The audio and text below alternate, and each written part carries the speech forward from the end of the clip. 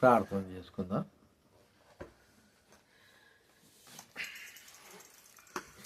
పరలోకమందున్న తండ్రి, ప్రభువైన యేసుక్రీస్తు నామమున మీకు వందనాలు చెల్లిస్తా ఉన్నాం. ఈరోజు మాకు ఒక తరుణం ఇచ్చారు. డేవిడ్ ఇంటి వద్ద ప్రభువా దేవుని వాక్యం కలిగి ఉండడానికి, తన ప్రభువా పితరులైన వారి దగ్గర దేవుని మాటలు బోధిస్తున్న తన ఇంటికి రక్షణ సువార్త ప్రకటింపబడేయడానికి ప్రభువా ఇచ్చినటువంటి తరుణాన్ని బట్టి మీకు స్తోత్రం. దేవుని వాక్యం ద్వారా మాట్లాడండి, మీ స్వరం పెంపచేయండి. వాక్యము రెండంతల ఖడ్గమై ప్రభువా మూలులను ప్రాణాత్మను ఛేదించేటట్టుగా ఉన్నందుకు స్తోత్రాలు. హృదయాలలో మీరు పనిచేయండి. బడల బద్దగొడ్డ సుట్టి లాంటిది ప్రభువా, మరి సాకలవాడి సబ్బు లాంటిది అన్నా. ఆ వాక్యము ప్రభువా హృదయాలలో మీరు గొప్ప కార్యం జరిగించవలసి మనం చేస్తూ కృతజ్ఞత చెల్లిస్తూ మిమ్మల్ని కీర్తన ద్వారా స్తుతించి మహింపరిచి కనపరచాం.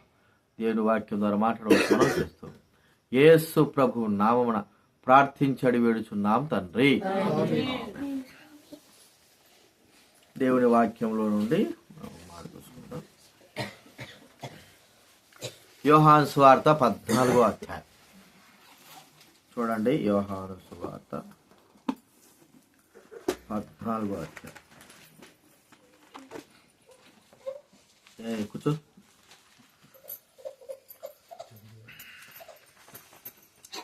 27వ వచనం. యోహాను సువార్త 14వ అధ్యాయము 27వ వచనం చదువుకుందాం. రెండు బైబిల్ ఉన్న వాళ్ళు దేవుని వాక్యం చదువుకుందాం. యోహాను సువార్త 14:27. అందరూ కూడా కలిసి చదువుకుందాం. శాంతి మీకు అనుగ్రహిస్తున్నాను, నా శాంతిని మీకు అనుగ్రహిస్తున్నాను. లోకం ఇచ్చినట్టుగా నేను మీకు అనుగ్రహిస్తున్నాను. మీ హృదయంలో కాబట్టి శాంతిని అనుగ్రహించే దేవుడు. శాంతి అంటే ఏమిటి? దాని పర్యావపదం అంటే సమాధానం, ఒక నిమ్మలత్వం కదా. సముద్రం పొంగుతుంది అనుకోండి, బాగా అలజడిగా ఉంది. ఒక్కసారిగా సముద్రము పొంగకోకుండా ఆగిపోయింది అనుకోండి, దాన్ని నిమ్మలత్వం అంటారు. ఒక మాట చెప్పుకోండి, శాంతంగా ఉంది సముద్రం అంటే ఎప్పుడు ఈ యొక్క అలల చేత ఉండకోకుండా శాంతంగా ఉందని మనము చెబుతాం. మరి ఈ శాంతి, శాంతము అంటే నెమ్మది. శాంతమైనా కూడా నెమ్మది దానికి పర్యాపదం వస్తుంది. ఈ నెమ్మదిని దేవుడు ఇస్తా అంటున్నాడు. మనకు లేకనా దేవుడు ఇచ్చేదంటే నిజంగా మన జీవితాల్లో నెమ్మది అనేది లేదు, శాంతి అనేది లేదు. అందుకే మనం ఏం చేస్తున్నామో, మన జీవితం ఎలాగుందో, అన్నీ ఉండి కూడా నెమ్మది లేకుండా ఉంటాం. ఏమి లేకపోయినా నెమ్మది లేకుండా ఉంటాం. అన్నీ ఉండి కూడా శాంతి లేకుండా ఉంటాము. ఏమీ లేకపోయినా కూడా శాంతి లేకుండా ఉంటాం. డబ్బు ఉన్నదానికి డబ్బు లేని దానికి ఈ శాంతి, ఈ నెమ్మది అనేది వర్తించదు. కానీ ఇది దేనిని వర్తిస్తుందంటే మనిషి హృదయానికి సంబంధించింది నెమ్మది, శాంతి. నెమ్మదిగా ఉండడం అంటే అర్థం ఏమిటి? బైబిల్ గ్రంథంలో మనం చూస్తే, అపోస్తుల కార్యాలు మనం చూస్తే, పౌలు మరి ఓడలో ప్రయాణం చేస్తూ ఉంటే ఎలాగుందంటే ఆ యొక్క ఓడంతా కూడా సముద్రం చేత కొట్టబడతా, అందరూ కూడా అలజడి గందరగోళంతో ఉన్నారు. కానీ పౌలు మాత్రం ఎలా ఉన్నాడు చెప్పండి? నెమ్మది స్థితిలో అతను ఉన్నాడు. అందరికీ నెమ్మది లేకుండా ఉంది, శాంతి లేకుండా ఉంది. కానీ అతనికి ఎందుకు శాంతి లేకుండా ఉండొచ్చు? అతనికి ఎందుకు శాంతి ఉందంటే మరి అతను కూడా అలజడితో ఉండొచ్చు కదా. అంతమంది అలజడితో ఉన్నారంటే అతని హృదయంలో నెమ్మదికి సంబంధించినటువంటి విషయం జరిగింది, శాంతికి జరిగినటువంటి విషయం జరిగింది. కాబట్టి ఇలాంటి పరిస్థితులు వచ్చినప్పుడు కూడా పౌలు నెమ్మదిగా శాంతంగా ఉన్నాడంటే తన హృదయం అలజడితో లేదు అంటే అర్థం ఏంటంటే తన హృదయంలో ఆ అలజడికి సంబంధించినటువంటి ఆలోచనలు, తలంపులు అన్నీ కూడా లేకోకుండా నెమ్మదినిచ్చేటువంటి ధైర్యమైనటువంటి వ్యక్తి ప్రభువైన యేసుక్రీస్తు వారు ఉన్నాడు. కాబట్టే అతని హృదయము శాంతముతో, నెమ్మదితో ఉందని మనం గుర్తించుకోవాలి. కాబట్టి మనుషునికి ప్రభువైన యేసుక్రీస్తు చెప్పే మాట అంటే, నేను శాంతిని మీకు అనుగ్రహిస్తుంటున్నా, నా శాంతే, లోకం ఇచ్చినట్టు శాంతి కాదు, నా శాంతి ఇస్తాను మీకు. కాబట్టి ఆ శాంతి లోకమిచ్చి మీ హృదయాలను కలవరపడేకుడి. కలవరముతో ఉన్నటువంటి మానవుడు హృదయము శాంతి, సమాధానము, సంతోషము లేకోకుండా ఉండడమే, నెమ్మది లేకుండా ఉండడమే. హృదయము కలవరంతో ఉండంటే అర్థం ఏమిటి? ఏదో తప్పు జరిగింది కదండి. ఏదో తప్పు జరిగింది. ఒక 10 మంది ఉన్నారనుకో, 10 మంది ఒకే చోట ఉన్నారు. అక్కడే ఒక దొంగతనం కానీ ఏదైనా జరిగింది. జరిగిన వెంటనే పోలీసులు వచ్చేసినారు. పోలీసులు వస్తే ఇక ఎక్కడికి పోవడానికి వీల్లేదు. ఆ దొంగతనం జరిగింది కానీ ఏదైనా సరే ఒక వ్యక్తి తన దగ్గర పెట్టుకున్నాడు అనుకో, ఇక అందరిని పరీక్షిస్తూ ఉంటారు. పరీక్షిస్తున్నప్పుడు లేదా ఒక కారు తీసుకుపోతే ఏదైనా సారాయి కానీ లేకపోతే గంజాయి కానీ లేకపోతే డబ్బులు కానీ తీసుకువెళ్తూ ఉంటారు. చెక్ పోస్ట్ దగ్గర ఆపేస్తారు. ఆపేసినప్పుడు చెక్ చేయాలి. చెక్ చేసినప్పుడు ఏమొస్తుంది చెప్పండి? ఆ ఎవరైతే తీసుకువెళ్తున్నారో ఆ వ్యక్తికి ఎట్లుంటుంది? కలవరం. అరే వీళ్ళు పోలీసులు పట్టుకుంటారా ఆయన, ఎట్లా ఇంత డబ్బు ఉంది, లేకపోతే గంజాయి ఉంది, లేకపోతే మరొకటి ఉండాలి, ఎట్టయినా సరే పట్టబడతాను, ఎట్టొకటి తప్పించుకోవాలి. అసలు ఏమి లేనివాడు నార్మల్గా ఉన్న కారు మంచిగా అట్లాంటి పనులు చేయని వాడు ఏం చేస్తాడంటే ధైర్యంగా ఉంటాడు. వచ్చి సార్ చూడండి సార్ ఏమైంది, మగ్గ ఏం లేదు సార్ చూసుకోండి మీ ఇష్టం అంటే తప్పు చేసిన వ్యక్తి హృదయం ఎలాగుంటుందంటే నెమ్మది లేకోకుండా ఉంటుంది, శాంతి లేకుండా ఉంటుంది, అసమాధానంతో ఉంటుంది. ఇదే కారణం. అయితే మానవునికి నిజమైన శాంతి, సమాధానము, నెమ్మదిని దేవుడు ఇస్తా అంటున్నాడు. ఎలాగిస్తాడు? ఇన్ని కష్టాలు, ఇన్ని శ్రమలు, ఇన్ని బాధలు ఉండి మానవునికి నెమ్మది ఎట్లా దొరుకుతుంది? ఈ ప్రభుని యేసుక్రీస్తు ఇవ్వగలడా? డబ్బున్నా కొంతమందికి నెమ్మది ఉండదు, ఆస్తిపాస్తులున్నా నెమ్మది ఉండదు, అన్నీ కలిగి ఉన్నప్పుడు కూడా నెమ్మది అనేది, శాంతి అనేది ఉండదు. కారణం ఏమిటి? హృదయంలో నెమ్మది ఉంటే, ఒక మాట నేను చెప్తే ఏంటంటే, మనకు జ్వరం వచ్చింది కదండి, జ్వరం వచ్చింది వెంటనే పైన ఎట్టుంటుంది? చెప్పాలి, జ్వరం వచ్చినట్టు కొద్ది వేడిగా ఉంటుంది. అర్థమైందా? నాకు చలి పుడుతుంది, వెంటనే దుప్పటి కప్ప అంటాం. ఒక పెద్ద దుప్పటి కప్పుతా. కప్పిన వెంటనే ఏమంటారు లోపల చెప్పండి? ఇంకా చలి పుడుతుంది, ఇంకొక దుప్పటి అంటాం. అర్థమైందా? ఇంకో దుప్పటి వేయ అంటాం. మళ్ళా ఇంకా చలి పుడతా ఉంటాం లోపల ఇంకో చలి పుడతా ఉంటుంది, దుప్పటి అంటాం. ఎన్ని దుప్పట్లు కప్పినా కూడా పైన ఈ శరీరం పైన ఉన్నటువంటి చలి ఎంత మాత్రము కాదు. అది లోపల, శరీరం లోపల ఉన్నటువంటి చలి. అర్థమైందా మీకు? ఇప్పుడు ఆ చలికి, శరీరం లోపల ఉన్న చలికి ఈ దుప్పట్లు కప్పినంత మాత్రం ఏం కాదు, ఇంకా లోపల చలి ఎక్కువ అవుతుంది. కానీ లోపల చలి చనిపోతే బయట చలి కూడా ఏమీ చెయ్యలేదు అనేది మనం గుర్తించుకోవాలి. అలాగా హృదయంలో నెమ్మది లేకపోవడానికి గల కారణము, సంతోషం లేకపోవడానికి కారణము లోపల అలజడి జరుగుతాము. ఈ అలజడి అనేది ఏంటంటే పాపము. ఏంటో చెప్పండి? పాపం. ఒక వ్యక్తి అలజడితో, నెమ్మది లేని స్థితిలో, మరి పాపములో ఉన్నాడు అంటే ఆ వ్యక్తి హృదయము నెమ్మది లేకోకుండా అలజడితో ఉంటుంది. పాపముతో ఉన్న వ్యక్తి జీవితం అలాగే ఉంటుంది. అలాగా మనం గుర్తిస్తే మరి ఎలాగ ఈ నెమ్మదిని, ఈ సంతోషాన్ని, ఈ సమాధానాన్ని ఒక వ్యక్తి పొందగలడు? ఎవరు ఇస్తారు? ఏ వ్యక్తి అయితే ఈ మాట చెప్పినాడో ఆ వ్యక్తే ఇవ్వాలి. ఎవరు ఈ మాట చెప్పింది మనకు చెప్పండి? యేసు ప్రభువారు కదా. నా శాంతి, లోకం ఇచ్చిన శాంతి కాదు, లోకం ఇచ్చిన నెమ్మది కాదు. లోకం ఇచ్చినప్పుడు ఉదయం అంతా పనిచేస్తాము, తర్వాత నెమ్మదిగా పడుకోవాలని చూస్తాం. అలాంటి నెమ్మది కాదు. శాంతంగా అంటే అన్ని కష్టాలు బాగా తీరిన తర్వాత శాంతంగా ఉండాలి అనుకోవడం కాదు. దాని తర్వాత కూడా అలజడి అనేది వస్తుంది. కానీ ఇది ఎలాంటిదంటే మరి ఆ లోకంలో ఎన్ని జరిగిన కష్టాలు, శ్రమలు, అలజడులు, లేదా గొడవలు, లేకపోతే నెమ్మది అన్నీ ఉన్నప్పటికీ కూడా హృదయంలో దేవుడిచ్చే నెమ్మది చాలా గొప్పది. అది ఎట్లా అంటే ప్రభువు మానవ హృదయంలో ఏదైతే నెమ్మది లేకుండా చేస్తుందో దానిని తీసివేసేవాడు. ఆ నెమ్మది లేకోకుండా ఉంటుంది కాబట్టి దాన్ని ఏం చేస్తాడు? అది మాత్రం తీసేస్తే చాలు, మనిషికి అంతా కూడా నెమ్మది ఉన్నట్లే.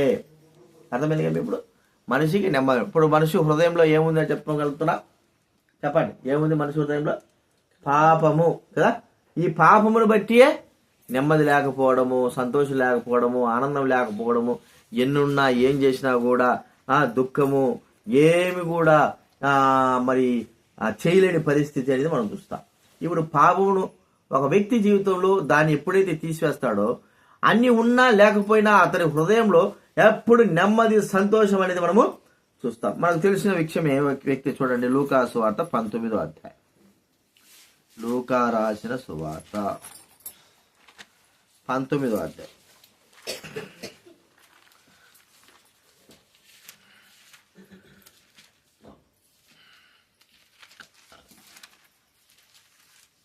లూకా రాసిన సువార్త 19వ అధ్యాయము 5వ వచనము మనం చదువుకుందాం. లూకా రాసిన సువార్త 19వ అధ్యాయం 5వ వచనం అందరం చదువుకుందాం. దైవ గ్రంథం ఉన్న వాళ్ళకి చదవండి. యేసు ఆ చోటికి వచ్చినప్పుడు కన్నులెత్తి చూచి, జక్కయ్య త్వరగా దిగుము, నేడు నేను నీ ఇంట ఉండవలసి ఉన్నదని అతనితో చెప్పగా. చూడండి, జక్కయ్య త్వరగా దిగు, నేడు నేను నీ ఇంట్లో ఉంటా. జక్కయ్య ఇల్లు కానీ జక్కయ్య హృదయం కానీ ఎలాగుందంటే నెమ్మది లేనటువంటి స్థితి, సంతోషం లేనటువంటి స్థితి, ఆనందము లేనటువంటి స్థితి. జక్కయ్యకి ఏమన్నా తక్కువైందా? డబ్బు విషయంలో, మరి ఇంటి విషయంలో, ఆస్తుల విషయాల్లో తను భూలోకంలో మంచిగా ఉన్నతమైన స్థాయి కలిగినటువంటి వ్యక్తి. ఎక్కడ కూడా తనకు ఇది లేదు అది లేదు, ఇది తక్కువైంది అది తక్కువైందని కాదు, అన్నీ ఉన్నాయి. కానీ తన హృదయంలో మాత్రం నెమ్మది లేదు. ఇదే చాలా తనకు వేధిస్తూ ఉంటుంది. తన హృదయంలో నెమ్మది లేదు. ఇంట్లో అన్నీ ఉన్నాయి, ఇంట్లో ఏమి కావాలో అన్నీ ఉంటాయి, అన్నీ ఉంటాయి. కానీ నెమ్మది అనేదే, సంతోషం అనేదే, ఆనందం అనేదే తనకు తక్కువైపోయి ఉన్నది. అది కావాలి ఇప్పుడు. అన్నీ ఉండి ఇవి లేకపోతే సంతోషం, ఆనందం, నెమ్మది లేకపోతే అంతా వేస్ట్ కదా. ఏమి లేకపోయినా కూడా పర్వాలే, కానీ మరి ఏమి లేదు కదంటే అందుకే నెమ్మది లేదని చెప్పుకోవచ్చు. కానీ అన్నీ ఉండి కూడా నెమ్మది లేదు. మనకు తెలుసు ఈ జక్క యొక్క ఉద్యోగం ఎలాంటిదంటే, మరి ఇక్కడ మనం చూస్తే ట్యాక్స్ కలెక్టర్ అంటే పన్ను వసూలు చేసే వ్యక్తి, ఒక మంచి ఉద్యోగ స్థాయిలో ఉన్నటువంటి వాడు. ఏ ఉద్యోగం ఇది? పన్నులు వసూలు చేసి ఆ రాజ్యంలో మరి సుంకరి అనేటువంటి ఒక ఉద్యోగం అనేది, సుంకం వసూలు చేసేవాడు. ఎవరైనా వ్యాపారాలు చేసుకోవడానికి వచ్చారనుకోండి, వారి దగ్గర కొంత సుంకం తీసుకుంటాడు. ఆ గేటు ద్వారబంధం లోపలికి వచ్చిన వాళ్ళు, అక్కడ లోపల వ్యాపారాలు పెట్టుకునే వాళ్ళ దగ్గర కూడా నెలకి ఇంతని తీసుకొని ఎవరికి ఇవ్వాలి? అదంత రాజుకు, రాజ్యానికి ఇవ్వాలి. ఈ పని చాలా మంచి పని. అంటే బాగా బ్రతకచ్చు. మనకు వచ్చేది తక్కువైనా కూడా, వాళ్ళు వచ్చేది తక్కువైనా కూడా ఆదాయం మాత్రము చాలా ఎక్కువ. మేము నెల్లూరుకు పోతే ఒకడు కోర్టులో పనిచేస్తున్నాడు, మా తెలిసిన పిల్లడే. కోర్టులో పనిచేస్తుంటే వాడికి ఎంత బీడీ చేసినాడు, పరీక్షల కోసం ఎదురు చూస్తున్నాడు, టీచర్ పని కోసం. వాడు ఖాళీగా ఉండకోకుండా కోర్టులో పని చేస్తే ఆమె 15,000 ఇస్తాడంట. కోర్టు జడ్జి అక్కడ ఏదో టైపింగ్ ఏదో చేస్తున్నాడు. చేస్తుంటే నీ 15,000 ఎట్లా సరిపోతారా? అక్కడ నుంచి ఒక 20, ఇది 30 కిలోమీటర్లు అంటే రోజు 60 కిలోమీటర్లు పోయి రావాలి. ఎట్లా సరిపోతుంది నీకు అంటే, పై ఆదాయం ఉంటుంది అంతేనా. ఈ 15,000 కాక వాడికి పై ఆదాయం అంతా ఇంకా 15,000 కంటే ఎక్కువే వస్తుంది. వాడు ఇంకా బాగా మనిషి బాగా అన్నీ తెలుసుకున్నాడు అనుకో, ఇంకా ఎక్కువ సంపాదించవచ్చు. పై ఆదాయం, అదే ఈ ఆదాయం మనం చూస్తుంటాం. ట్యాక్స్ కలెక్టర్ అంటే అలాగా. కానీ అలాంటి యొక్క స్థితి మానవునికి మంచిది కాదు. అది దేవుని దృష్టిలో పాపము. దేవుడు అది ఏం చెప్పాడంటే, వడ్డీ కానీ, ఇతరులు బాధించడం కానీ, అన్యాయంగా తీసుకోవడం కానీ, అన్యాయంగా వారి దగ్గర లాగడం కానీ, ఇవన్నీ కూడా జరిగితే దేవునికి చాలా కోపం. అయితే లోకంలో జరిగేది అదే. లోకంలో ఇది జరగకపోతే కుదరదు, కుటుంబాల్లో కూడా కుదరదు. లోకంలో ఇతరులకు బాధించడం, ఇవన్నీ కూడా మరి మనం చూస్తూ ఉంటే నెమ్మది లేనివారు, మరి సంతోషం లేనివారు ఈ కార్యములు చేస్తూ ఉంటారు. దాని ద్వారా మానవులకు నెమ్మది లేదు. ఈ వ్యక్తి కూడా అలాగే ఉంటున్నాడు. జక్కనేవాడు తనకి ఇవ్వబడినటువంటి మరి ఆ యొక్క ఉద్యోగపరంగా ఎన్నో మోసాలు.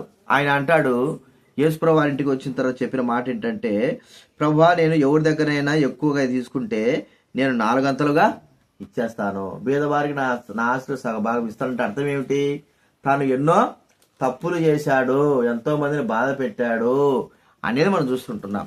తద్వారా తనకేమన్నా సరే మంచి జరిగిందా? ఇంత చేశాడు కదా, తనకేమైనా సంతోషంగా ఉంటున్నాడా?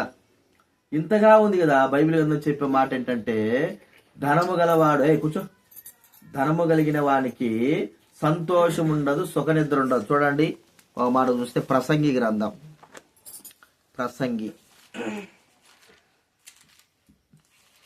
5వ అధ్యాయం, ప్రసంగి గ్రంథం 5వ అధ్యాయము 12వ వచనం చదవండి ఎవరైనా. కష్టజీవు, ప్రసంగి గ్రంథము 5:12. కష్టజీవులు కొద్దిగా తినను ఎక్కువగా తినను సుఖనిద్ర నుందురు, అయితే ఐశ్వర్యవంతులకు తమ ధన సమృద్ధి చేత నిద్ర పట్టదు. ఆస్తి గల వారు తమ ఆస్తిని దాచిపెట్టుకుని తమకు నాశనము తెచ్చుకొనుదురు. కాబట్టి మనం గుర్తిస్తుంటున్నాం. కూర్చో ఏమైంది.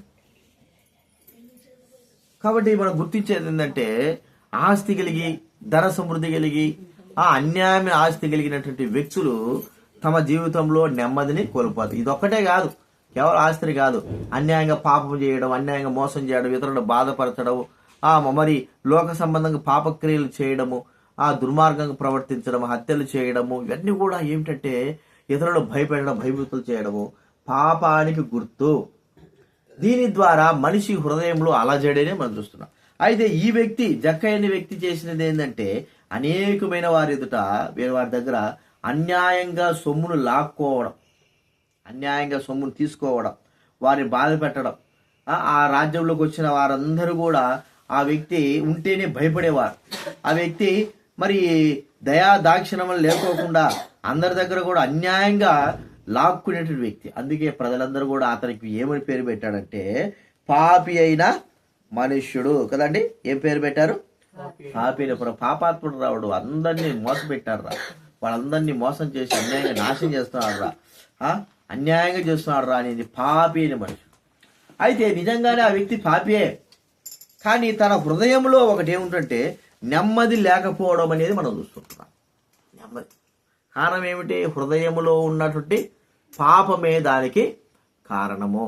కాబట్టి అది ఈ పాపము ఉంటే ఎలాగ మనిషికి సంతోషము ఆనందము కలుగుతుంది? ఈ పాపం అంటే మనిషి ఎలాగా నెమ్మది కలిగిన వాడుగా ఉంటాడు? ఏ విధంగా నెమ్మది కలిగిన వాడు ఉంటాడు? ఉండలేడు కదండి. మనకు ఊరికి మాట, మన శరీరంలో ఒక ఏదైనా క్యాన్సర్ ఉంది, లేకపోతే గుండె బలహీనం అయిపోయింది, అన్ని రంధ్రాలు మూసుకుపోయినా, కొద్దిగా రక్త రంధ్రం కొద్దిగా ఉంది, ఇక నువ్వు ఎక్కువ రోజులు బతకలేము అని మనకి డాక్టర్ చెప్పినాడు అనుకో, మన మనసు ఎట్టుంటుంది చెప్పండి? ఇక నెమ్మది ఉంటుందా? అందుకే డాక్టర్లు డైరెక్ట్ చెప్పరు, పక్కన వాళ్ళు చెప్తారమ్మా ఇది పరిస్థితి బాగాలేదు, ఇట్లున్నాడు ఇట్లున్నాడు అని చెప్తారు.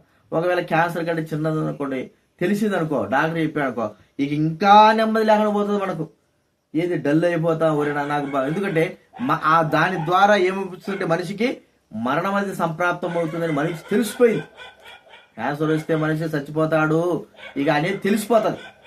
కాబట్టి అప్పటి నుంచి తన మనసు, తన హృదయము, తన శరీరము మరి నెమ్మది లేకుండా జీవించడం అది మనం గుర్తిస్తుంటున్నాం. మరి శరీరానికి ఉన్నటువంటి ఒక రోగాల గురించి అలాగుంటే ఆత్మకున్న రోగ విషయమే మనం ఆలోచన ఏం చేయాలా? ఆత్మకున్న రోగం ఇంకా భయంకరమైనది. దాని ద్వారా ఈ లోకంలో మనశ్శాంతి ఉండదు, ఈ లోకంలో నెమ్మది ఉండదు. తర్వాత ఈ లోకం విడిచిన తర్వాత కూడా మానవుడికి దాని ద్వారా నెమ్మది ఉండదు. శరీర సంబంధం రోగం ఏం చేస్తుంది? ఈ లోకంలో నెమ్మది లేకుండా చేసేసి చనిపోయిన తర్వాత మనకు నెమ్మది ఉంటుందని మనం గ్రహింపుకు వస్తాం అంతే. అయితే ఆత్మ సంబంధమైనటువంటిది ఆ యొక్క పాపం ఏం చేస్తుందంటే ఇక్కడ నెమ్మది లేకుండా చేస్తుంది. మనం చనిపోయిన తర్వాత మన ఆత్మకు నెమ్మది లేకుండా చేస్తుంది అని మనం గుర్తించాలి. కాబట్టి గుర్తించుకుందాం, ఆ నెమ్మది మన జీవితంలో ఉండడం అనేది కావాలి. ఎలాగా? ఎవరిస్తారు? అందరూ భూలోకంలో ఉండే వారందరూ కూడా నెమ్మది కోసమే ఎదురు చూస్తుంటున్నారు, మరి సంతోషం ఎదురు చూస్తుంటున్నారు, ఆనందం కోసమే ఎదురు చూస్తుంటున్నారు, పూర్ణ శాంతి కోసం ఎదురు చూస్తుంటున్నారు. ఇతరులు ఎవరు నెమ్మదిని సంతోషాన్ని శాంతిని ఇవ్వగలరు?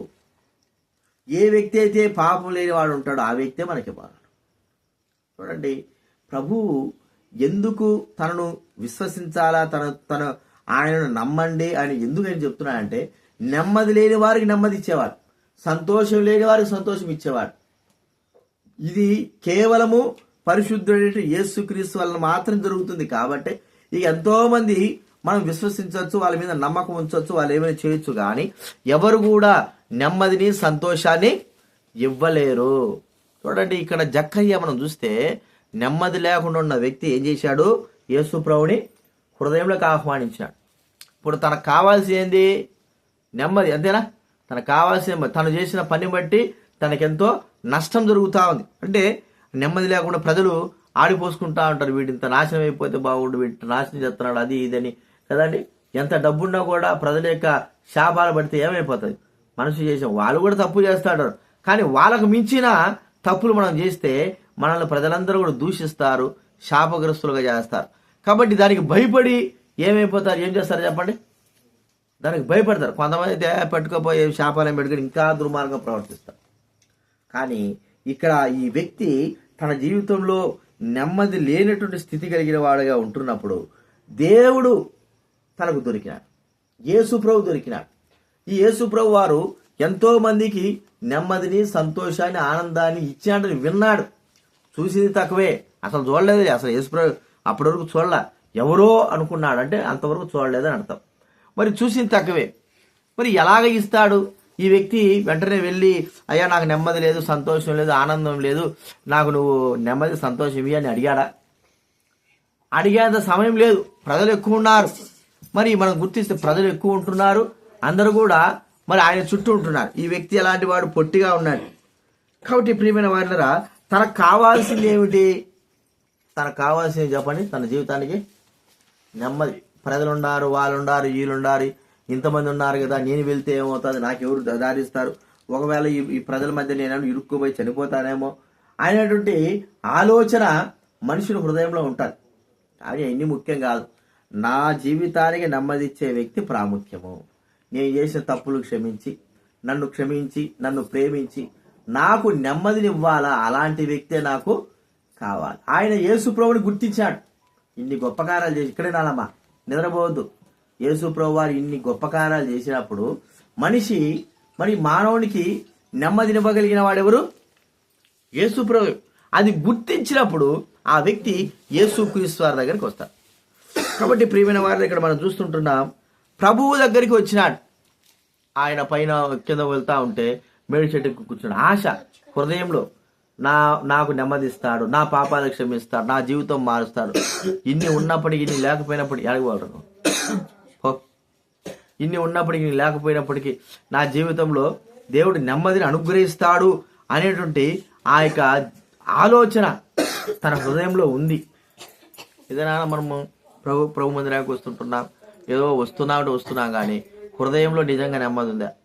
నీ కుటుంబంలో నెమ్మది ఉందా? నీ జీవితంలో నెమ్మది ఉందా? మనం చేసే పనులు కానీ, మనం చేసే కార్యాలు కానీ, మనం చేసే ఉద్యోగం కానీ, మనం బ్రతికే బతుకు బట్టి మనకు నెమ్మది ఉందా? నెమ్మదిని కలిగి జీవించాలి. ఒక్కోసారి మన హృదయం మాట్లాడుతూ ఉంటుంది, అరే ఇన్ని దుర్మార్గ పనులు చేస్తుంటున్నాం, ఇన్ని తప్పు పనులు చేస్తుంటున్నాం, ఇన్ని మోస పనులు చేస్తుంటున్నాం, ఇంత దొంగ పనులు చేస్తుంటున్నాం, ఇంతగా ఇతరులని బాధపరుస్తూ ఉంటున్నాం. నీకు ఎలాగా స్వర్గం వస్తుంది? ఎలాగ నీ జీవితం మార్చబడుతుంది? ఇంతమంది యొక్క మరి పాపము లేకపోతే ఇంతమంది యొక్క శాపము నీకు తగలకుండా ఉంటుందా కదండి. మన మనసు కూడా, మన హృదయం, మనలో ఉన్నటువంటి మనస్సాక్షి అంటారు, అది కూడా ఏం చెప్తుంది? మనకు చెప్తుంది, నువ్వు చేస్తే నీ జీవితం నెమ్మది ఉంటుందా? ఒకవేళ మరి ఈ లోకం విడిస్తే నువ్వు ఎక్కడికి వెళ్తావు? దేవుని దగ్గరికి వెళ్తావా? నరకానికి వెళ్తావా? తప్పు చేసిన వారందరూ కూడా నరకానికి వెళ్తారు, ఆ పాతాళానికి వెళ్తారు. నువ్వు తప్పు చేస్తున్నావు కదా, నీలో నెమ్మది లేదు కదా అని మనలో ఉన్నటువంటి మనస్సాక్షి మనకు చెప్తారు. ఆ మనస్సాక్షిని కూడా మనం చంపుకొని ఏం చేస్తామంటే మోసాలు చేస్తాం, పాపాలు చేస్తాం, అబద్ధాలు చేస్తాము, తర్వాత ఏంది దొంగతనాలు చేస్తాము, విచారాలు చేస్తాము. లోకంలో పలు విధాలుగా పలు మనుషులైన వారు ఆయా పనులు చేస్తూ ఉంటారు. ఇవి చెప్పినప్పుడు కూడా మన పిల్లలు ఉన్నారు కూడా, రే ఈ పని చేయొద్దురా అంటే వాళ్ళు ఏం చేస్తాడు చెప్పండి? మన అదే చేస్తాడు. ఇటు నడవద్దురా అంటే అట్టే నడుస్తాడు. అంటే వాడు చెప్పినా కూడా నడుస్తాడు. తర్వాత వానికి దెబ్బలుండాయని తెలిసి కూడా చేస్తాడు. కొంతమంది కొడతారు, నన్ను బాధపరుస్తారని పిల్లలు మూర్ఖంగా తెలిసి కూడా చేస్తారు. అలాంటి యొక్క హృదయము కలిగిన వారంగా ఉంటున్నాం.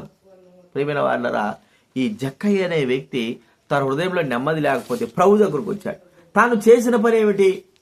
ప్రభు దగ్గరకు వచ్చిన తర్వాత తన జీవితంలో ఏ పని చేశాడు, ఎంత క్రైమ్ చెల్లించాడు, తాను చేసినటువంటి ఒక కార్యం ఏమిటి, తనకు ఒక నెమ్మది, ఒక సంతోషం కలగడానికి ఎంత క్రయమును చెల్లించినాడు, ఎంత డబ్బు ఇచ్చినాడు, ఎంతగా ప్రభువుకు ఏమి చెల్లించాడు. బైబిల్ గ్రంథం ఏం చెప్తా ఉంది? ఏమి చెల్లించలే కదండి. ఒక నెమ్మది, ఒక సంతోషం రావడానికి చెప్పండి ఏమి కూడా చెల్లించలే. ఒక్క డబ్బు కూడా, ఒక పైసా కూడా చెల్లించలే. కానీ ఒకటి మాత్రం చేశాడు, ఏంటంటే యేసు ప్రభుని తన ఇంట్లోకి ఆహ్వానించాడు. అర్థమైందా మీకు? యేసు ప్రభుని ఏం చేశాడప్పటి? ఇంటిలోకి ఆహ్వానించాడు. ఇంటిలో ఏముంది? అన్యాయమైన డబ్బు, అన్యాయమైన మోసం కలిగిన డబ్బు, ధనము, ఇంకా ఎన్నెన్నో సామాన్లు, ఏమేమో అన్ని అన్యాయపు సొమ్ము, అన్యాయపు జీవితం అనేది అన్నీ ఉన్నాయి. తన ఇంటిలోకి ఆహ్వానించిన వెంటనే జరిగినటువంటి కార్యము ఏంటంటే తనకు తానే, ఇప్పుడు ఎవడు చెప్పాలా? యేసు ప్రభు వారు హృదయంలోకి వచ్చాడు అనుకోండి, ఎవడు చెప్పాల్సిన అవసరం లేదు. మోసం చేయొద్దు, దొంగతనం చేయొద్దు, అబద్ధం చెప్పొద్దు, విచారం చేయొద్దు చెప్పాల్సిన అవసరం లే. దానంతకు అదే ఏమవుతుంది? మనిషి హృదయము మార్చబడుతుంది. ఆహ్వానించడమే మన పని. అర్థమైందా మీకు? ఇప్పుడు యేసు ప్రభుని ఎవరు ఆహ్వానించారు? జక్కయ్య ఇంట్లోకి. అంటే నేను వస్తాను ఇంట్లో అంటే రా ప్రభువాన్ని సంతోషంగా చేర్చుకున్నాడు. ఆయన ఇంట్లో అడుగు పెట్టాడో లేదో ఒక కార్యం జరిగిపోయింది. ఆయన అడుగు ఎప్పుడైతే పరిశుద్ధుడైన దేవుడు మన ఇంట్లోకి వస్తాడో మనలో ఉన్నటువంటి అపవిత్రత అంతా బయటపోయినట్టే. ఒక మాట బలిసి, ఇప్పుడు చీకటిగా ఉందనుకోండి, చాలా చీకటిగా ఉంది, లైట్ పెట్టున్నాం, బయట నుంచి స్విచ్ వేసినాం, వెంటనే వెలిగింది. ఎంత క్షణాలు వెలుగుతాయి కదా లైట్. వెలిగిన వెంటనే మనకు చీకటి కనబడుతుందా? చెప్పండి, కనబడతా? కనబడదు. అక్కడ లైట్ వెలగంగానే ఇక్కడ చీకటంతా కూడా మాయమైపోతుంది. అట్లాగా యేసు ప్రభు వారు హృదయంలోకి రాగానే, ఇక్కడికి రావడం ఆలస్యంలో హృదయంలో ఉంటున్న పాపమంతా పోతుంది. హృదయంలో ఉన్న పాపమంతా తొలగిపోయి ఈ పాపమును ఉన్నటువంటి స్థలము నిమ్మనమైపోతుంది. అర్థమైందా? ఆందోళన, అలజడి, ఇంకా ఏమిటి గందరగోళము ఉన్నటువంటి హృదయం ఏమైపోతుంది చెప్పండి? నిమ్మనమైపోతుంది. యేసు ప్రభు వారు నీళ్ళ మీద నడుచుకుంటా వెళ్తా, ఆయన పడవలో వెళ్తా ఉంటే సముద్రం పొంగిపోతా, ఆ పొంగికి వెళ్ళిన పడవ మునిగిపోయే పరిస్థితికి వచ్చింది. వెంటనే యేసు ప్రభుని అడిగారు, అయ్యా లేచి నువ్వు మాకు సాయం చేయండి. ఆయన ఒక మాట అన్నాడు, గాలి సముద్రం గద్దించాడు, అంతే. వెంటనే ఏమైపోయింది? ఆ సముద్రము నిమ్మలం, శాంతం. ఎప్పుడు కూడా సముద్రము శాంతంగా ఉండదు, ఎప్పుడు చూసిన అలలతో అది ఉంటుంది. ఆయన మాటకు ఏమైపోయింది? అంత కూడా శాంతమైపోయింది. చూడండి, హృదయములోకి కూడా యేసు ప్రభు వస్తే మన హృదయంలో అలజడి, అసమాధానము, మోసము, నెమ్మది లేని స్థితి అన్నీ కూడా ఒక్కసారిగా పటాపంచలైపోతుంది. అర్థమైందా మీకు? ఇప్పుడు జక్కయ్య ఏం చేశాడు అంత నెమ్మది కలిగి ఉండడానికి? ఎలాగా జక్కయ్య ఏ క్రయము చెల్లించాడు నెమ్మది ఉండడానికి? కేవలము చెప్పండి, యేసు ప్రభుని ఇంట్లోకి ఆహ్వానించాడు. ఇంట్లోకి ఆహ్వానించాడు. ఆ ఇల్లు దేనికి గుర్తు అంటే మనం చూస్తే మన హృదయానికి గుర్తు. హృదయంలోనే కదా నెమ్మది లేకపోవడం, హృదయంలో కదా ఆ అశాంతి కలిగి ఉండడం, హృదయంలో కదా నెమ్మది లేని స్థితి. ఇంకెక్కడైనా ఉంటుందా? అర్థమైందా మీకు? లోపల ఉన్న దాన్ని బట్టే మనసు యొక్క కవలికలు అవి బయటకు వస్తాయి. లోపల ఉన్నదాన్ని బట్టే కదండి, లోపల ఉన్నదాన్ని బట్టి. ఇప్పుడు నెమ్మది లేని స్థితి ఏంటో హృదయంలో ఉన్నాను. ఆ జక్కయ్య ఏం జరిగిందంటే, ప్రభు ఎప్పుడు హృదయంలోకి వచ్చాడో, ఎప్పుడు తన ఇంట్లోకి వచ్చాడో అప్పుడు అన్ని కూడా మటుమాయిపోయినాయి. వెంటనే తన హృదయం పవిత్రపరచబడతా ఉంది కదండి. చీకటి పోవడానికి ఎలాగైతే వెలుగు వస్తుందో అలాగే యేసు ప్రభు తన జీవితంలో తన ఇంట్లోకి వచ్చి రాగానే జరిగిన కార్యం చెప్తా ఉన్నాడు. 8వ వచనంలో, ప్రభువా నేను ఎవరి వద్దనైనా అన్యాయంగా తీసుకుంటే అన్యాయం చేసినాడనే కదా, చేసే కదా మనిషికి హృదయంలో నెమ్మది లేకపోవడం. తీసుకుంటే సగం ఇచ్చేస్తారు ఆ ఆస్తి మీద. ఇంకా అన్యాయంగా ఎవరి దగ్గర తీసుకుంటే వాడికి ఒక్కొక్కడికి 4 గంటలు ఇస్తా. ₹1 తీసుకున్నాడు అనుకోండి, ఒక దగ్గర ₹1 తీసుకోవాల్సి ₹1 తీసుకున్నాడు. వాడికి ఏం చేయాలా? వాడు బాధపడతాడు, ఏది నువ్వు ₹1 తీసుకోవాల్సింది ₹1 తీసుకుంటున్నావు, రాజు ఏమని చెప్పాడు, నువ్వు ఈరా ముందు ₹1 అంటాడు. అట్టాగా ఎన్నోసార్లు తీసుకుంటాడు. కాబట్టి ఎన్ని మనిషి హృదయాల్లో కలిచి వేసింది అన్యాయంగా తన జీవితం. వెంటనే ప్రభువు తన ఇంట్లోకి అడుగు పెట్టడం ఆలస్యంలా, తన హృదయంలో కూడా రావడం ఆలస్యంలా, తన హృదయంలో పని చేయడం మొదలుపెట్టి వెంటనే అన్ని ఒప్పుకోవడం, తప్పులు ఒప్పుకోవడం. ప్రభువా నేను ఇట్లా చేశాను నన్ను క్షమించి నేను ఇచ్చేస్తాను. అర్థమైందా మీకు ఇప్పుడు? కాబట్టి ఇప్పుడు ప్రభువు మీ హృదయంలోకి రావాలి. హృదయంలో రాకపోతే ఈ సంపాదన, ఈ ఇల్లు, ఈ పనులు, డబ్బు ఇవన్నీ వేస్ట్. ఇవన్నీ ఏమైపోతాయి, మన మరణంతో మన ఊరికి ఇక్కడ ఉన్నన్నాళ్ళు కట్టుకోవడానికే కానీ ఇవి మన చేత తీసుకోవాలి. కట్టేది కూడా న్యాయంగా కట్టుకుంటామా, లేకపోతే న్యాయంగా సంపాదించుకుంటామా, లేకపోతే న్యాయంగా డబ్బు ఉంటుందా అంటే అన్యాయముగా మనం చేసే కార్యాలన్నీ కూడా ఏమవుతాయంటే చివరికి అవన్నీ కూడా మనతో పాటు సమాధి చేయబడతాయి. సమాధి చేయబడితే పర్వాలేదు, వీటన్నిటికీ శిక్ష అనేది ఉంది. అర్థమైందా మీకు? చేసిన తప్పులకన్నిటికీ ఏముంది? శిక్ష. ఒక దినాన శిక్ష ఉంటుంది. ఆ శిక్ష తప్పించుకోవాలి. ఆ శిక్ష అన్యాయము ద్వారానే మన హృదయంలో నెమ్మది లేకపోవడం. కాబట్టి ఇక్కడ జక్కయ్య చూస్తా అంటే శాంతి, సంతోషం, ఆనందం లేనివాడుగా ఉన్నాడు. కానీ హృదయంలో నెమ్మది లేకపోయింది. ఎన్ని మోసాలు చేశాడు, ఎన్ని తప్పులు చేశాడు, ఎంతమంది బాధ పెట్టాడో, ఎంతమంది దగ్గర అన్యాయంగా తీసుకున్నాడు, ఎంతమంది దగ్గర ఒకవేళ దొంగతనం చేయలేకపోయినా, వ్యభిచారాలు చేయలేకపోయినా తాను చేసే పని అన్యాయంగా సొమ్ము సంపాదించుకోండి. అర్థమైందా? ఒక్కొక్క కొంత వ్యభిచార పని చేస్తూ అంటారు, కొంతమంది దొంగతనం పని చేస్తూ అంటారు, కొంతమంది అన్యాయం ఇతరులు బాధ పెడతా ఉంటారు, కొంతమంది రౌడీజం చేసి చంపుతా ఉంటారు, ఒక్కొక్క పనులలో ఉంటా ఉంటారు. కాబట్టి ఆ పనులను బట్టి వారికి ఏమవుతుందంటే నెమ్మది లేకపోవడం అని చూస్తాం. ఇప్పుడు ప్రభు ఎప్పుడైతే తన ఇంటిలోకి వచ్చాడో ఇంటిలో ఉన్న అన్యాయం అంతా కూడా ఏమైపోయింది చెప్పండి? మాయమైపోయింది, బయటకు వచ్చేసింది. అన్యాయం కూడా వెళ్ళిపోయింది. ఇంటిలోనే కాదు, తన హృదయంలో ఉంటున్న అన్యాయమైన జీవితము, పాపపు జీవితం కూడా ఏమైపోయినట్టు చెప్పండి? మాయమైపోయింది, పోయింది. ఇప్పుడు ఇలాంటి పాపపు జీవితం, కలవర జీవితం, చీకటి జీవితం మనసులో హృదయంలో ఉన్నంత వరకే కదా ఈ అలజడులు. అయిపోతే మనిషికి ఏమని వచ్చినట్టు? శాంతి, నెమ్మది. ఇది మనకు కావాలి. మనము తిన్నా తినకపోయినా, ఉన్నా లేకపోయినా హృదయములో నెమ్మది కావాలి. ఇది చాలా వరకు మనుషులకు తెలియదు. కాబట్టి మనం గుర్తించాల్సింది ఏంటంటే శాంతి, సంతోషం నేను ఇస్తానని ప్రభు అన్నప్పుడు ఆ ప్రభు దగ్గరికి ఏ వ్యక్తి అయితే వెళ్తాడో ఆ వ్యక్తి జీవితంలో నెమ్మది, శాంతి, ఆనందం పొందగలడు. లేకపోతే మనం ఇలాగే జీవిస్తాంలే, ఏదో ఇప్పుడు ప్రభువుకే నాకు ఇష్టమే అన్నట్టుగా ఉండి పాపపు క్రియలు వదిలిపెట్టుకోకుండా మనం ఎప్పుడైతే దేవుని మందిరానికి మరి వెళుతా ఊరికి వస్తున్నామో హృదయంలో నెమ్మది లేకోకుండా ఊరికి వెళ్ళి వస్తా అంటే దానికి ప్రయోజనం లేదు. అర్థమైందా? వచ్చి వెళ్ళి వస్తా ఉంటే దానికి ప్రయోజనము లేనే లేదు. కాబట్టి మనం చేయాల్సిందేంటి? మనకు మన హృదయంలో నెమ్మది, సంతోషం, శాంతి కావాలి. శాంతి కావాలంటే ఎవరినో పిలుచుకొస్తే శాంతి వస్తుందా? ఎవరినో తీసుకొస్తే శాంతి వస్తుందా? ప్రపంచంలో ఎంతో మంది గొప్ప గొప్ప వాళ్ళు ఉంటారు, వాళ్ళందరూ మన ఇళ్ళకి వస్తే శాంతి ఉంటుందా? ఆనందం ఉంటుందా? అది ప్రాముఖ్యం కాదు. ఏ వ్యక్తి అయితే జీవితంలో శాంతి అనుగ్రహిస్తాడో, నెమ్మది అనుగ్రహిస్తాడో ఆ వ్యక్తిని మనము పిలిచాలి. ఆ వ్యక్తి మన హృదయంలోకి, మన ఇంట్లోకి వస్తే మన ఇల్లు కూడా ఏమీ లేకపోయినా కూడా నెమ్మదితో, సంతోషముతో, ఆనందముతో మనము ఉంటాం.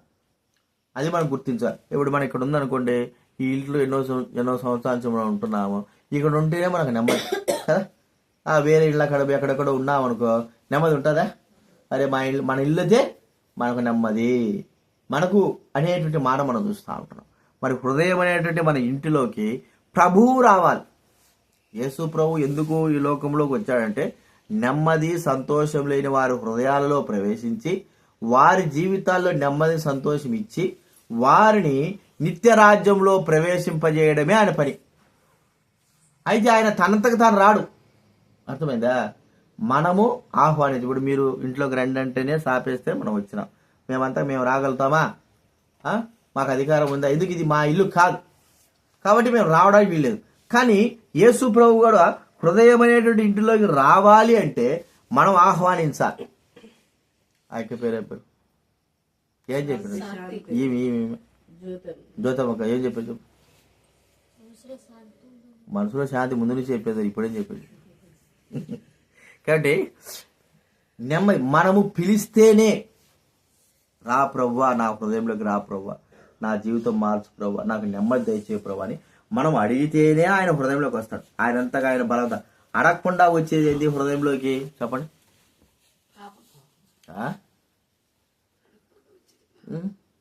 పాపం ఉండదు. అడగకుండా లోపలికి వచ్చేది ఏది? అడిగితేనే యేసుప్రభు లోపలికి వస్తాడు దేవుడుగా. అడగకుండా వచ్చేది ఏంటి? దయ్యం. అర్థమైందా? అడగకుండానే మనిషి ప్రేమం లేకుండా లోపలికి వచ్చేస్తాడు. మనిషి లోపలికి వచ్చి లేనిపోయి కార్యాలు చేస్తుంటది. అర్థమైందా? కాబట్టి యేసు ప్రభు వారు అడిగితేనే నువ్వు రా ప్రభువా, నా హృదయంలోకి నా జీవిత భాషలో నెమ్మది సంతోషం దయచేయి ప్రభు అని అడిగితే ఆయన మన హృదయంలోకి వస్తాడు. ఎప్పుడైతే ఆ గొప్ప ప్రభు మన హృదయంలోకి వచ్చాడంటే వెలుగు మన హృదయంలోకి వస్తాడు. వెలుగు రాగానే మనలో ఉన్నటువంటి పాపక్రియలన్నీ కూడా వాటంతకవే బయటికి వెళ్ళిపోతాయి. అప్పుడు పాపక్రియలు ఉండడం ద్వారానే మనకు నెమ్మది లేకపోవడం ద్వారా, కాబట్టి ఆ పాపక్రియలు మనలోంచి పోయినాయి కాబట్టి ఇక మనకు నెమ్మది సంతోషం ఆనందం అనేది మనం పొందుతాం. ఇది ఎప్పటి వరకు ఉంటుంది? యేసు ప్రభు వారు నీ హృదయంలో ఉన్నంత వరకు నెమ్మది సంతోషం ఉంటుంది. యేసు ప్రభు వారు నీ హృదయంలో జీవితాంతం ఉన్నంత వరకు. ఒకవేళ కొంతమంది ఊరికి వస్తా ఉంటారు, పోతా ఉంటారు, అలా కాదు. హృదయంలో ప్రభుని లోపల తీసుకొచ్చిన తర్వాత ఆయన మన తండ్రిగా లేకపోతే మన దేవుడుగా మన వ్యక్తిగా ఆయనను మనం లోపల కూర్చోబెట్టాలి. అర్థమైందా? కూర్చోబెట్టినప్పుడే ఆయన ఏం చేస్తాడు? హృదయంలో కూర్చోబెడితే అన్ని కార్యాలు మన జీవితాలకి అన్ని కార్యాలు చేసి మన పరిశుద్ధపరిచి పవిత్రపరిచి ఎక్కడైతే నెమ్మది లేదు అంతా కూడా, అంటే యేసు ప్రభు కొంతమంది ఇళ్ళకు తగ్గించుకుంటారు, ఈ ఇంటికి ఏసే అధికారి, ఇంటి అధిపతి అని రాస్తుంటారు. అయితే ఇంటి అధిపతికి లోపల అన్నిటికీ హక్కులు ఉంటాయి. ఒక వ్యక్తిని మనం తీసుకొచ్చి ఇంట్లో కూర్చోబెట్టామనుకో, సోఫా సీట్ వరకు మాత్రం తీసుకొస్తాం, అంతేనా? సోఫా సీట్ తీసుకొస్తాం, మనం బెడ్రూమ్ కూడా తీసుకొస్తామా? దేవాల దగ్గర తీసుకొస్తామా? తీసుకురా. సోఫా సీటు ఇంకా కొంతమంది వేస్తారు ఇంటి వరండాలో పెడతారు. ఇంటి వరండాలో చైర్లు వేసి లోపల రానికోకుండా ఇంటి వరండా పెడతారు. పెట్టి వ్యక్తులను బట్టి లోపలికి రాణిస్తారు. అది కూడా కొంతవరకే, హాల్ వరకే. అయితే బెడ్రూమ్లో కానీ బీరువాల దగ్గర కానీ మనకు ఉంటున్న స్థలాల దగ్గర తీసుకురారు, అంతేనా? ఇంకెవరుందా? అయితే ఎవరు లోపలికి అంతా కూడా తిరగలిగే అధికారం ఎవరు? ఆ ఇంటి పైన వారిపైన అధికారం కలిగిన వ్యక్తి అయితేనే ఇంటి లోపలికి వెళ్ళడానికి, బీరువాల దగ్గర వెళ్ళడానికి, తిరగడానికి అన్ని కూడా అధికారం ఉంటుంది. కానీ ఇప్పుడు యేసు ప్రభువుని మనం ఒక అధికారిగా, మన ఇంటి అధిపతిగా ఆయన నియమించినప్పుడు, మనలోకి ఆయన అనుగ్రహించినప్పుడు, ఆయన రమ్మని చెప్పినప్పుడు అంతటికి మన జీవితం పైన అంతటికి ఏం చేయాలి? ఆయన అధికారిగా ఉంచాలి. అప్పుడు ఆయన చూస్తాడు, ఇది తప్పు ఉంది, ఇది తీసేసుకో, ఇది మంచిది కాదు, ఇది తీసేసుకో, ఇలా నడచకూడదు, ఇది తీసేసుకో, ఇలాగ ప్రభు దగ్గరికి నువ్వు వెళ్ళాలి, ఇది నా మందిరాన్ని నువ్వు ప్రేమించాలా, ఇలాగ చేయి, అలాగ చేయకూడదు, ఇలాగ చేయాలి అని మనకేం చేస్తాడు? ఇన్స్ట్రక్షన్ చెప్తా ఉంటాడు. అప్పుడు వాటి ద్వారా మనం మంచి మార్గంలో నడుస్తాము. ఎప్పుడైతే ఆ అధిపతి, ఆ అధికారి మన గృహంలో, మన ఇంటిలోకి వచ్చి చెప్పే మాటలు బట్టే మనము నిత్యము పవిత్రపరచబడతాము. అర్థమైందా? ఇప్పుడు జక్కయ్య హృదయము సంతోషానికి గల కారణం ఏమిటి? నెమ్మదిగా గల కారణం ఏమిటి? యేసు ప్రభుని తన ఒంటిలోకి చేర్చుకోవడం. ఎప్పుడైతే యేసు ప్రభు వచ్చినాడో అంత అధికారం ఇచ్చేసాడు యేసు ప్రభుకి. ఆయన హృదయం అంతటి మీద అధికారం ఇచ్చేసాడు. హృదయంలోకి ఆహ్వానించడమే పని. వెంటనే అధికారం ఇస్తే అన్ని ప్రభు తన హృదయంలో అన్ని కూడా కడిగి పవిత్రపరిచేశాడు, తనను పరిశుద్ధుడిగా చేశాడు. జక్కయ్య జీవితంలో కనీవిరు ఎరుగని నెమ్మదిని, సంతోషం తనకు అనుగ్రహించినాడు అని మనం చూస్తూ ఉంటున్నాం. కాబట్టి గుర్తించుకోవాల్సింది ఏంటంటే, నీ హృదయంలో ఇలాంటి కార్యం జరుగుతుందా? మందిరానికి వస్తున్నా, పోతున్నావు, కానీ నీ హృదయంలో ఉన్నటువంటి గందరగోళము, నెమ్మది లేని స్థితి ఒకసారి గుర్తించుకో. ఇవి ఎంత దూరం తీసుకువెళ్తాయి? నేను ప్రార్థన పోతున్నా కదా, లేదా మందిరం పోతున్నా కదా, ఇవి ఇట్టే ఉంటే తప్పే ఉంటాయి. ఇలా ఉండడం ద్వారా నాకు నష్టం ఏంటంటే, అవి అలా ఉండడం ద్వారానే నష్టం. నువ్వు అవి అట్లా పెట్టుకొని ప్రార్థన పోయినా ఏం చేసినా వాడంతా వ్యర్థమే కదా. ఒక ఆయన పెద్ద అధికారి, మంచి కారు కొన్నాడు, ₹1 కోటి కారు కొన్నాడు. ₹1 కోటి కారు కొని పని మనిషి పెట్టుకున్నాడు, డ్రైవర్ పెట్టుకుంటే లోపల కూర్చున్నప్పుడు ఆ ₹1 కోటి కారులో నుంచి చెడు వాసన వస్తుందంట. ఏదిరా ఈ చెడు వాసన వస్తే, ఏదిరా ఏమైంది ఇటు వాసన వస్తే, కడిగినావా లేదంటే అన్ని శుభ్రం చేసినానండి అన్నాడట. మరి ఎందుకు వాసన వస్తుంది అని చెప్తే, సరే అది ఒక రకమైన వాసన, అంటే ఆ సాక్స్ల వాసన వస్తుంది. అర్థమైందా? నువ్వు నిజంపురా సాకులు ఉతుక్కున్నారా అంటే, లేదే అంటే, తీసేయి అని అంట. వాడే వేసాడు, బయటకు పోయి సాక్స్ తీసి జోబులు పెట్టుకొచ్చి మళ్ళీ కూర్చొని, అర్థమైందా మీకు? జోబులు పెట్టుకొని సాక్సులు తీసి బూట్లు వేసుకుని జోబులు పెట్టుకొని మళ్ళీ వచ్చాడు, పోతున్నాడు. మళ్ళీ వచ్చి, ఏందిరా ఏం చేసినావు సాక్సులు రా అంటే, తీసేసిన ఏం చేసినా మరి వాసన వస్తుంది రా అని తీసి జోబులు పెట్టుకుంటాడు. పారేరా నాయన ₹1 కోటి అది సాక్స్ అంటే వాసన తీసేసి మళ్ళీ ఎక్కడ పెట్టుకున్నాడు? జోబులు పెట్టుకుని వాసన రాకుండా ఉంటుందా? అట్లాగా మనం ప్రార్థనకు వస్తూ ఉంటాం, ప్రార్థనకే వస్తాం, కానీ హృదయంలో ఏముంది? ఇవన్నీ కూడా ఇవి ఇట్టే ఉండాలా, ప్రార్థనకేమో రావాలి. ఇవి పక్కన పెట్టుకోవాలి. ఇవి ఇటు ఉంటే ఎట్లా నెమ్మది ఉంటుంది? మనకు నెమ్మది ఉండదు, వెనక మనతో పాటు ఉన్నవారికి కూడా నెమ్మది. అసలుకే సాక్సులు పారేసారు, అర్థమైంది? కంపెనీది అక్కడ పారేలా. ఎందుకంటే ఆ కారులో కూర్చున్నప్పుడు దాని వాసన అనేది మనం చూస్తాం. అసలుకే పారేసామనుకో అసలు వాసన రాదు కదా. వాడు ఏం చేసాడు? తీసి అట్టా మన జీవితం. ప్రార్థనకు వస్తుంటున్నాం, మన హృదయంలో నెమ్మది లేకపోవడం. ప్రార్థనకు వస్తుంటున్నాం, అసమాధానమైన స్థితి. ప్రార్థనకు వస్తుంటున్నాం, నెమ్మది లేని స్థితి, జీవితంలో మార్పు లేని స్థితి. దీని ద్వారా ప్రయోజనం ఏమిటో చెప్పండి.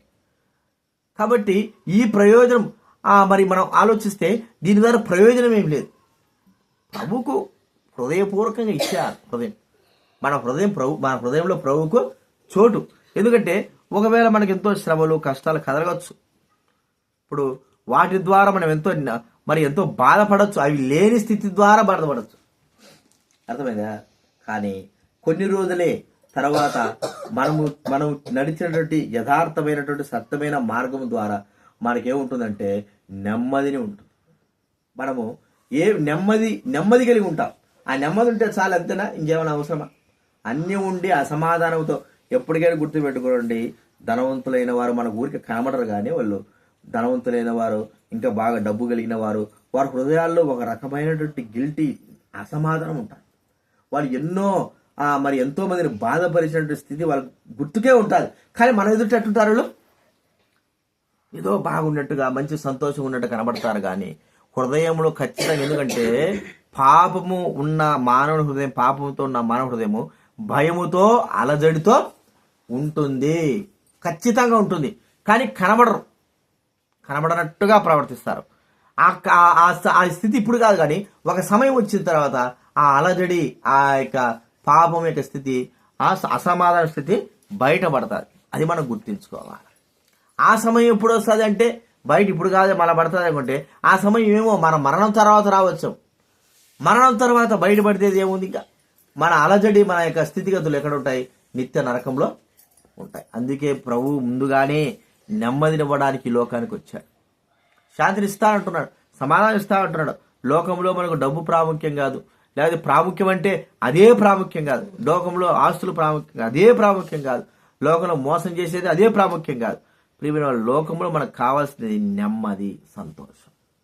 ఇది పవిత్రమైన జీవితం ద్వారానే వస్తుంది. ఇట్లాగ మనం మోసాలు చేసుకుంటా, లేకపోతే పాపం జరిగించుకుంటా, అబద్ధాలు చెప్పుకుంటా, ఇతరులను బాధించుతా, నరహత్యలు చేసుకుంటా, దొంగతనాలు చేస్తా, ఇవన్నీ చేస్తే ఏమవుతుంది? ఎంత మాత్రం నెమ్మది అనేది రాదు. అవన్నీ కూడా విడిచిపెట్టినప్పుడే, అవన్నీ కూడా దూరం అయినప్పుడే, అవన్నీ విడిచిపెట్టడానికి గల కారణం ఎవరంటే ప్రభువు హృదయంలోకి వస్తేనే. అర్థమైందా మీకు? ప్రభువు హృదయంలోకి వస్తే అన్నీ కూడా నెమ్మదించిపోతాయి. అది మనం గుర్తించుకోవాలి. కాబట్టి గుర్తించుకుందాం, ప్రార్థన చేసుకుందాం. ప్రభువా, నా హృదయంలోకి నెమ్మది తీసుకురండి, నెమ్మది దయచేయండి, నాకు నెమ్మదిని అనుగ్రహించు ప్రభువా అని మనం ప్రార్థన చేసుకుని ఈ విషయాలు జ్ఞాపకం పెట్టుకుందాం. ప్రార్థన మోకరించండి, ప్రార్థన చేస్తాము. మౌనంగా పరిశీలించుకుంటాము. నాకు విన్న రీతిలో శాంతిని ప్రవేశించాడు. నా శాంతి ఇస్తానండి దేవుడు, లోకం ఇచ్చినట్టు కాదు. లోకంలో ఉన్న శాంతి, ఆనందం, సమాధానం కొంతమటికి తాత్కాలికమైనది, క్షయమైంది. ప్రభు శాంతి నిత్యం నిరంతరం ఉండే శాంతి. ఆయన శాంతి మనకి ఇస్తాయి. దేవుడు ఉదాహరణ చూస్తూ వచ్చాం, అనేక ఉదాహరణలు చూస్తూ వచ్చాం. మనం జక్కయ్య జీవితం చూస్తూ వచ్చాం. జక్కయ్య పాపి, మోసగాడు, అతడు ధనవంతుడు, ఈ లోక శాంతిలో జీవించినవాడు, ధన సంపాద్యంలో జీవించినవాడు. యేసు ప్రభుని ఎవరో అనుకున్నాడు, ఆయన ఆ దేవుడు కాదనుకున్నాడు, ఎవరో అనుకున్నాడు. ఎంత మాట కేర్లెస్గా తీశాడు. అయితే యేసు ప్రభుకు ఉదయం ఇచ్చాడు. ఉదయం ఇచ్చిన తర్వాత యేసు ప్రభు ఆయన ఉదయంలో ఇంట్లో వచ్చాడు. ఆ జీవితం మార్చబడింది. అన్యాయం సంపదంతో వదిలిపెడుతూ వచ్చాడు. సంపూర్ణ వదిలేసినాడు మొత్తం. కొంచెం కూడా ఉంచుకోలేదు. ఇంకా ఉదాహరణ చూస్తూ వచ్చాం. ₹1,00,00,000 ఆస్తున్న కారు డ్రైవరు, ఆ గబ్బు కొట్టిన సాక్షులు, మళ్ళీ పారేయమంటే పారేయకుండా పక్క ఉంచుకున్నాడు. అట్లా మనం ఉన్నాం. మనం ఒకవేళ కంపుని పాపమును ఇంకా పక్కన పెట్టుకున్నాం.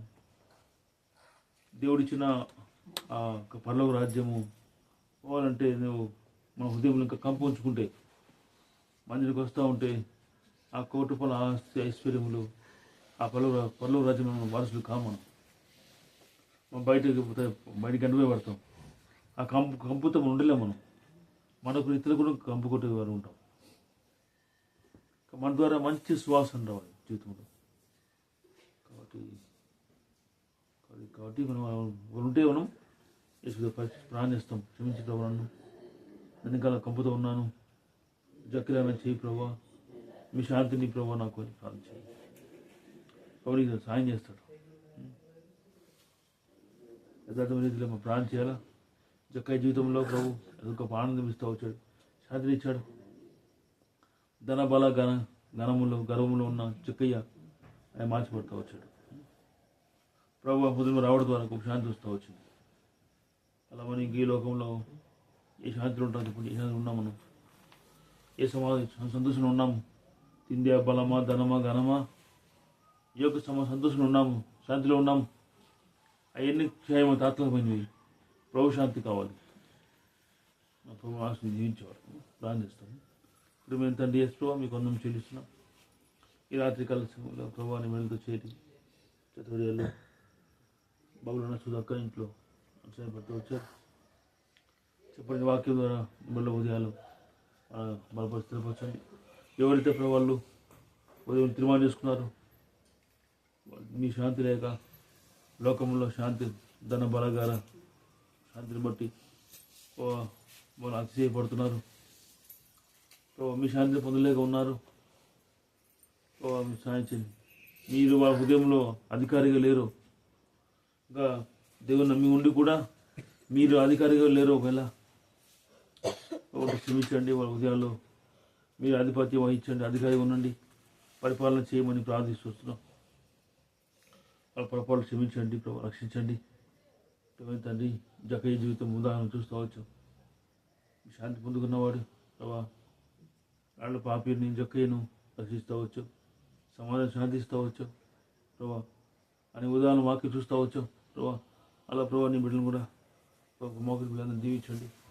వాళ్ళ హృదయాల్లో ప్రభు మీ శాంతి ఇవ్వండి. మీ అధికారం ఉన్న వాళ్ళ హృదయాల్లో ప్రభు బాధకాలు విడిపించండి. పాపం నుంచి దూరపరచండి. మా హృదయాలు మీ శాంతి సమాధానం పరిపాలించడం గీలుటకు సాయం ఆనందించాలని సాయం చేయండి. ప్రార్థిస్తున్నాం. మీరందరూ ప్రభావ దీవించి ఆశ్రయించు. వచ్చి దీవించండి.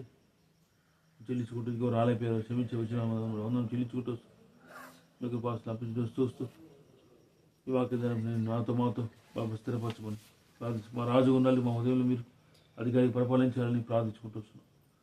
అపవాది సైతాన్ని మేము తను వాడిని ఆహ్వానించుకొని ఉన్నట్లయితే మేము ఈ లోక ధన బల గర్భం బట్టి కనతను బట్టి మేము అతిశయపడుతూ ఉంటే శాంతులను క్షమించమని ప్రార్థించుకుంటూ మేము బట్టి ఆనందించిన మాకు సాయం చేయండి. చేసుకున్నాములు ప్రార్థించి పెడుకుంటున్నాము తండ్రి.